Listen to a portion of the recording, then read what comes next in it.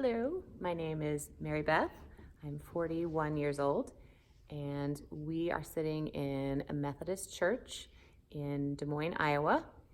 You can see the stained glass behind us, and hello. Good morning. Good morning. So I was wondering, why did you accept to answer my questions? That's a good question. Why did I accept to answer? So I know Craig really well, with whom you're staying, and I trust him. So a lot of it is knowing him and knowing that when he recommends somebody or says, this is really an exciting project, then I'm like, okay, I trust him. So that was a big piece of it. And then he and I talked about it, and I got to know through him a little bit more of what you were doing. And it just sounds really interesting, your whole project around what truth is. It's something I've been thinking a lot about, So I'm fascinated with the project. Should I be looking at the camera or you? Because I'm either one. Okay. You decide. We are here. Okay. In presence of God, right? Right. I'll look everywhere. Yes. How are you feeling this morning? I'm good. I got up, slept well, saw my kids. I've got 2 children. Hung out with them a little bit this morning, and it's good. So let's start. Yeah. Who are you? Who am I? Ah! Oh my goodness. So I'm thinking of this song. I don't know if you like musicals at all, but from there's this song that is from this old musical called A Chorus Line that goes, "Who am I anyway? Am I my resume? That is a picture of a person I don't know." And I just thinking about like that question, am I the person that I present in a resume? Am I, is it like, one of the things that comes to mind is I'm a pastor. I serve a church in a little bit, probably about half an hour from here in Madrid, Iowa, a rural church. But that's not all that I am. I'm a pastor. I'm a mother. I'm a wife. I'm somebody who is broken. I'm a recovering alcoholic. I've been sober for about 12 years. When I first started doing Alcoholics Anonymous, which is a group of folks who come together around the disease of alcoholism and try to get better together, the first thing that we say is, my name is Mary Beth and I'm an alcoholic. So in that context, that's what I am, So I'm broken. I'm far from perfect. And then my Christian, my Katya comes in and says, like, you're a child of God, whoever God is, you belong to something bigger than you are, more mysterious than you could, ever imagine. So those are some answers, but it's not probably all of it. I think I'm not one thing either. I was talking to my husband the other day, who also is a pastor, and we were kind of talking about this question of identity, like, who are you? And he was like, got all excited, and he said, you are not one thing. Like, you are a verb. You are an event. Like, the event of Mary Beth is like always unfolding. And I would say the same of God. Like, God is ultimately a verb, So God is not like this one thing that we can put into a box. God is unfolding. And so if I believe that we're created in God's image, then maybe we too are like always, we're a verb, we're unfolding. We're actually not one thing that is like, a substantive noun that you put in categories, but this event that's happening. I don't know. Would you like to share a bit more about your story? Sure. Where to begin? I was born in the south of the United States, in Georgia. So I can put on a real Southern accent if you want. I can talk real Southern. My dad was in the Army, and so we moved around a lot. So I lived 2 places in Georgia. Atlanta and Augusta, Georgia, 2 different towns in Georgia.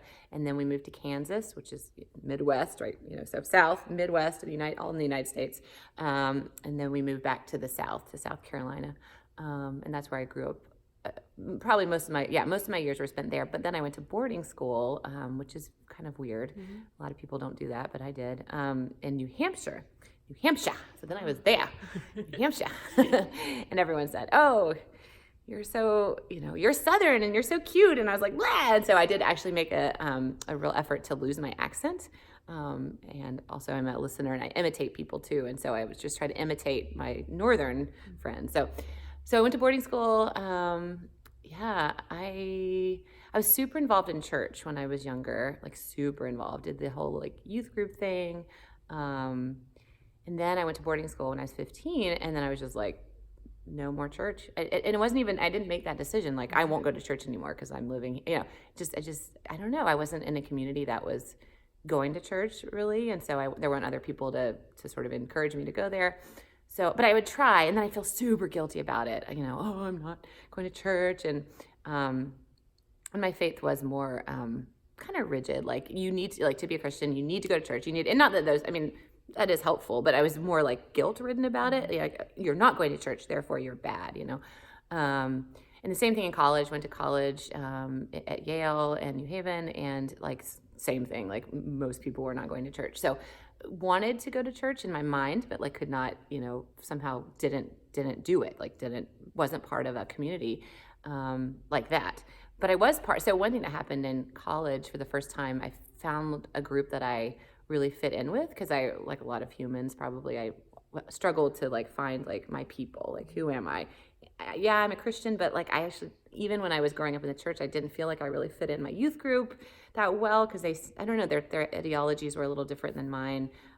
Anyway, I just, like a lot of people probably, I had a hard time like finding my people. But in college, I'm a singer, and I was part of a folk singing group, an American folk singing group, and that by my sophomore year in college, they really felt like my people. And they were the ones, and most of them were atheists, some Jewish folks in there, maybe someone who identified as a Christian, but they weren't the church, quote unquote. And yet they were the ones who would, when I said, because I started having this weird stirring, like, I think I'm called to be a pastor, which is so weird because I'm not like going to church, but I feel this like, and my atheist non-Christian friends were like, oh, that makes perfect sense. You totally, so they were the first ones who kind of like affirmed that call, which is so unexpected, because I always, I would have thought it would have been like the church, or like Christians that would have done it, but they were like, yeah, that totally makes sense that you would like be a Jesus person and like lead a church. Like, we totally see that, So yeah, they were like my first kind of people that sort of saw me a little bit, saw like who I was. Yeah, but I also mentioned I'm an alcoholic, so I was drinking like a fish. Drinking so much in college, and so a lot of it sort of passed me by, which is, it is what it is, I guess. Lived a year in France. I was a French major. That was really good for me to be out of my comfort zone, speaking another language, which I'm sure you can imagine. And we Americans are terrible at that. I feel like we're just, I can speak for myself. I can be so, like, everyone speaks English, I'm going to not even like attempt to speak another language. I don't, and I think there's something about trying to be in another language. Things, you say things differently, like there's not direct translations for some things, and it's good for my mind. It was good for my mind to be not only speaking another language, but also, in a totally different context. So that was really good. And then so that was my junior year in college, and then came back my senior year, and it was really good. It was a good year. I was the leader of that group I mentioned, the folk group. I was the director, kind of the spiritual leader of that group. And I applied to seminary that same year. Partly, I thought, what am I going to do? I didn't really want to be a French teacher. I love linguistics, so I thought maybe I'd go into linguistics, but that wasn't feeling like it. And then that stirring, kept coming, like, well, maybe you'll be a pastor. So I applied to seminary, which is where we are trained to be pastors, and I got in, but even then I was like, oh, I don't know about this. So I deferred a year. I took off another year and lived in New York City to make sure, like, just kind of like keep sort of, I don't know, making sure this was the right thing. And for the second time, I found a community that I really gelled with. It was a more progressive, a very LGBTQ gay friendly church. And that really was a fit for me, because one of the things I struggled with in the church was like, I had a lot of gay friends that I'd met in college, and I was like, I don't believe that you are wrong. Like, I cannot, I know some scripture says otherwise, and scripture says a lot of things. It also says I shouldn't be teaching men, and I totally teach men, So I really struggled with that, like, because my church growing up was very much like gay is wrong, and I especially when I started meeting folks who identified as gay and lesbian, I was like, So I found a church after college that was super LGBT open, affirming, and I was like, oh my gosh, I'd heard about these churches. I'd heard that it's possible to be a church and also open in this way. And finally I found people that were that way. And it was really great. And so I was like, I can do it. I think I can go to seminary. It's not going to be so weird. Like, I'm going to try it. And I did. And so I went to seminary for 3 years, Princeton Theological Seminary, a good Presbyterian school.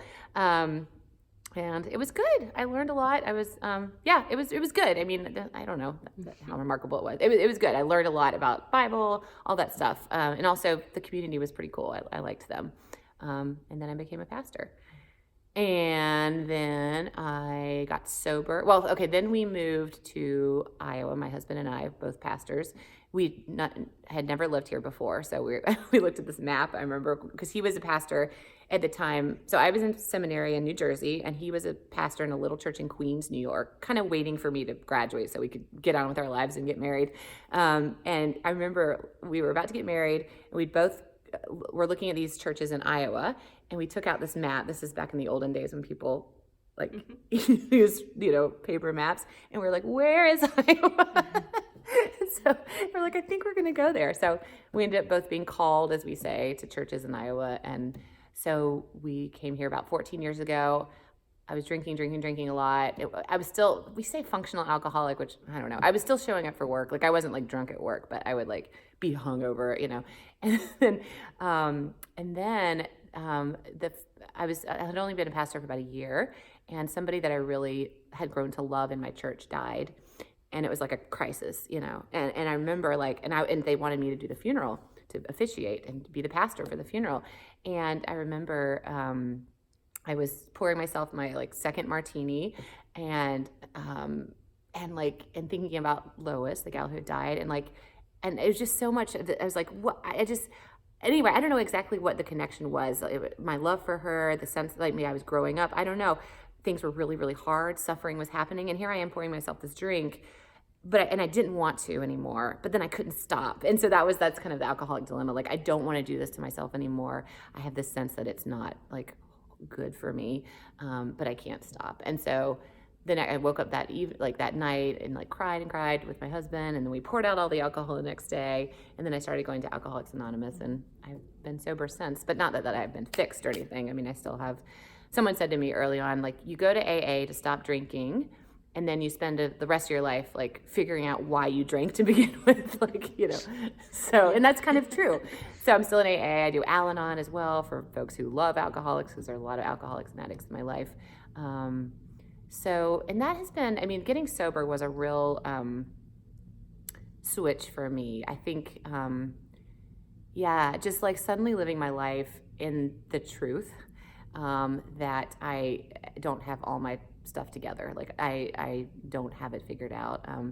As I said, like in AA, my name is Mary Beth. I'm an alcoholic. It's like the first thing after your name that you say about yourself. So in other words, like, my name is Mary Beth, and I really need help. My name is Mary Beth, and I can't do this alone. My name is Mary Beth, and I have this real brokenness in me that I need to be attentive to all the time. Living life from that place, from the honesty of like, I'm broken, was different for me, because I had lived so much. I do well at things. I succeed by world standards. I went to good college, school, all of this stuff, and so I did really well.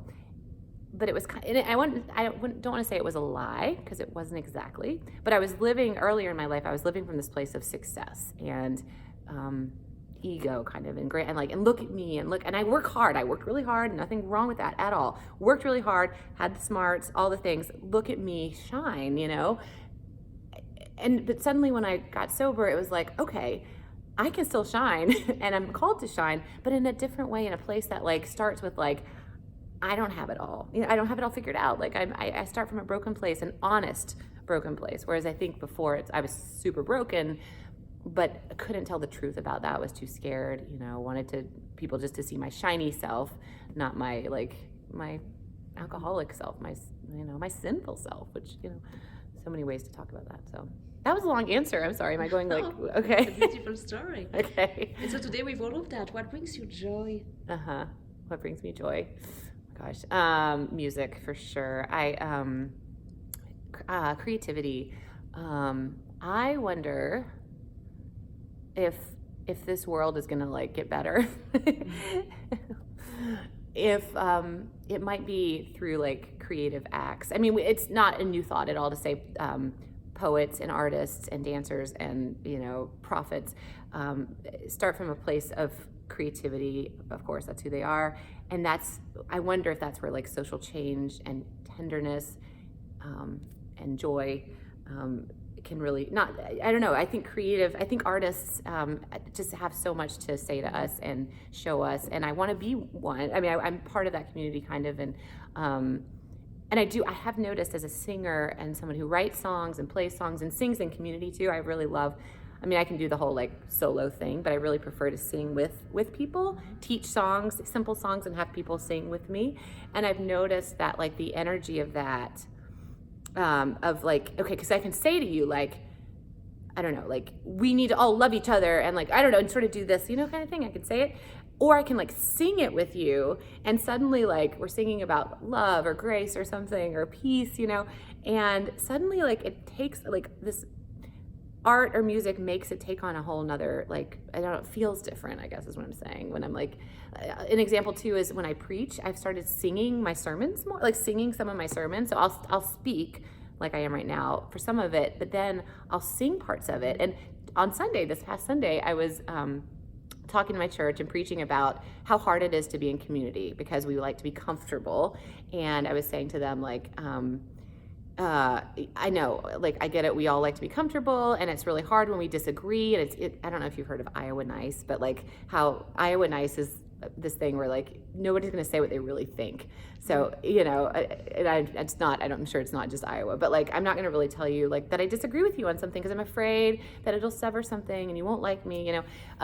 And so I was like talking about that, but then I had written a song about it. So I was like, I know, you like to be comfortable. I know. And I was singing it in this kind of funny, it was sort of a funny song. And the congregation loved it. And I was able to say or sing through this song, like, oh my gosh, I also hate to be uncomfortable, but I really think God is calling us to have real conversations with each other where we might disagree, and we might like politically, theologically, we might totally like just not even agree, and yet, and it's uncomfortable and it's hard, and I think God is calling us to these conversations and to this kind of community where we're not all, you know, saying the same thing, and I know it's uncomfortable to sing, I know, you know, and they were laughing, and then at the end they clapped, you know, and I said, now, when we start having uncomfortable conversations at church or wherever, I'm going to remind you that you clapped when I said, you know, when I sang this song. So anyway, there's something in music or art that like can say something that like other ways of communicating don't necessarily say. That brings me a lot of joy to get back to your question. Yeah, art and singing and yeah, brings me a ton of joy. That's beautiful. And what is your biggest fear? I have a lot of fears. I think I live a lot of my life in fear, which is fairly common for an alcoholic, I've heard. Probably why I drank a lot, so because I could like numb out that feeling of like, oh, I'm so scared of everything. I mean, I fear like stupid things, like people not liking me, you know, stupid stuff like that. But then when sometimes at night so one of the disadvantages to having a big imagination is I can start imagining all these terrible things. So I have 2 children, I mentioned, I think, and I fear sometimes like really bad stuff happening to them. Maybe that's just a typical parent thing, I don't know. I fear, and then like, I don't know if fear is quite the right word, but I worry a lot and have a lot of despair sometimes, even like just, yeah, about like the way the world is. I like poverty. I mean, so many people in our country and around the world, you know, live in these conditions that are inhuman. And I think about that. So I don't know if it's exactly fear, but it definitely is like this despair about like our world, and fear maybe that the fear would be, when the hell are we going to change? You know, like, or is this going to ever like get better? Like the way that, you know, the whole, like the rich get richer and the poor get poorer, like that seems to be really true. And when is that going to like turn around? And so I fear, sometimes I fear that humans, I don't know, I guess in my worst, darkest moments, I wonder and I fear that we're not able to, I don't know, to do that we're going to keep living in these, I don't know, like this way where we don't see each other as all whole, and where we don't have that equity. I think a lot about racism. I mean, I think a lot about the way we treat people that look different, especially in our country. Black folks, you know, it's still really, really hard to be a Black woman. It's really, really hard to be a Black queer woman. Like it's just, all that stuff I can despair about and then fear that like isn't going to get better, Those are bad moments though. And I don't live there, I don't think. I try not to, but yeah. Will you vote in 2020? Yes. Yes, for sure. Yeah. So you shared about your faith, so you believe in God. What do you believe in? Do I believe in God? It's so funny. Just talking to Craig, our friend, a little bit about that. I think I believe in God. The word God is starting to bother me a little bit lately. I'm noticing how much baggage I have still with God, like the word God. It still seems really male to me, which I don't intellectually believe God is male, but somehow that word, even like, in other, like, it's a male sounding feeling word to me. There's this, the Jewish tradition and some strains of Judaism where you don't even name the name God, like, because it's so holy. And I'm sort of like, I don't know, I kind of am wondering about that. Like, I don't even know if I want to use this name anymore. I don't know. So I'm struggling in a way with how to name God, how to even, and I feel like I've had a little bit of a turn in my life. I've experienced some miscarriages. I have 2 wonderful living children, but I have had suffering too with children, and have lost some children, and that has also been sort of like getting sober has been another like turn where I'm like, well, okay. Like I knew in theory that life wasn't perfect, and I knew in theory that suffering is real, and I'm really feeling it in my body, with these miscarriages, and so I started really wondering about the way I even pray to God, because I've done so much praying to God of like, God, please, like basically like make this happen, please, like make me have this baby, please, have this baby live. And it didn't work. And so again, in theory, like I knew that like, I'd read the book of Job, which is all about suffering and these terrible, I knew that people suffered. I knew that people asked, implored God, begged God for things to come out the way that they want to, that I want to. But living through it in my body, like having something hard like that happen and having it not, and not the way that I would want, I really have started to like wonder about the way I even talk to God, pray, So I'm getting more like where I still do say to God, like, this is what I'd like, I'd like these things to happen.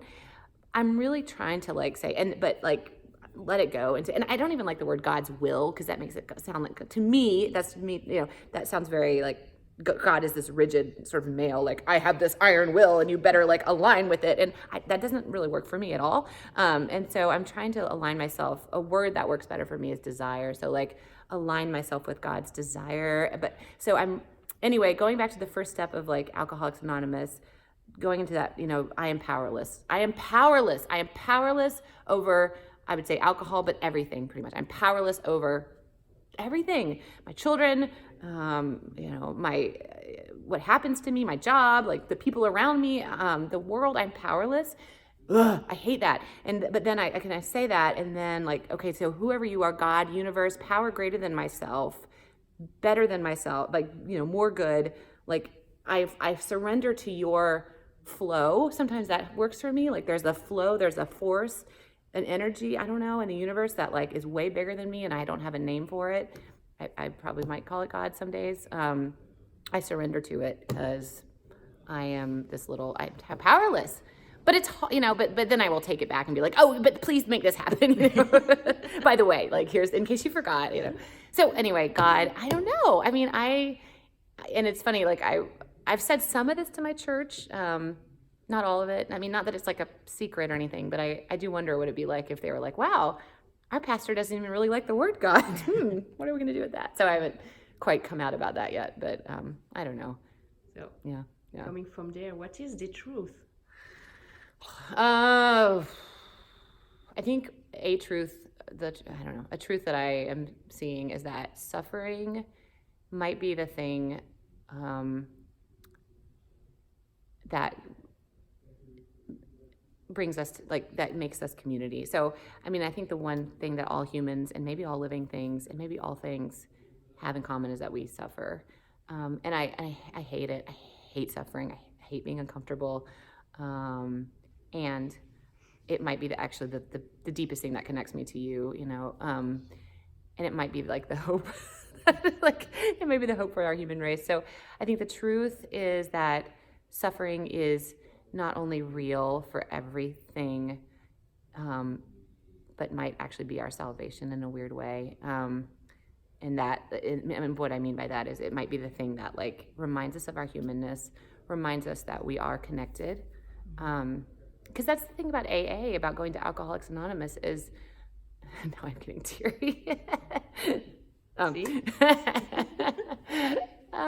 Just so the thing that connects one of the, so I've talked, one of my themes is belonging. Where do I belong, right? And so I belong in AA, and one of the ways I saw that early on is because we belonged because we were connected by the suffering that we had. And that was the reason that we're all here is because we're suffering, we're broken.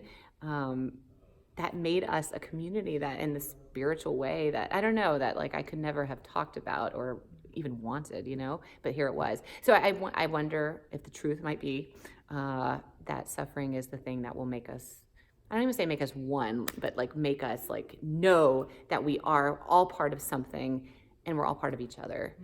And oh my gosh, can we please stop hurting each other? And like, and then maybe all that stuff will start like working itself out. Like I'm part of you, you're part of me. How about we work on you not being poor? How about we work on like the racism or whatever that you're experiencing or that so yeah, maybe that will be our. What is your truth? What is my truth? Like individual truth, you mean? Or whatever? What is my truth? I mean, it's not that different probably from what I've said, that I also suffer, don't like it. And it's inevitable, it's real. And if I can be truthful about it, honest, that I'm not, like I was saying earlier, I don't have all my stuff together. Like if I can be truthful about that suffering piece of myself, the ugly part of myself, the shameful part of myself, if I can be honest about that with myself, with God, and with other people, then I think that's where my healing is,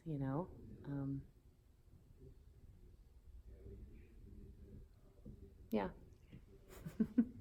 Is there anything else you would like to add before we finish?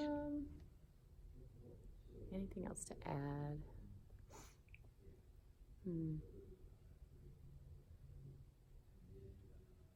Just excited to see like who you're talking to, and I'm excited to see the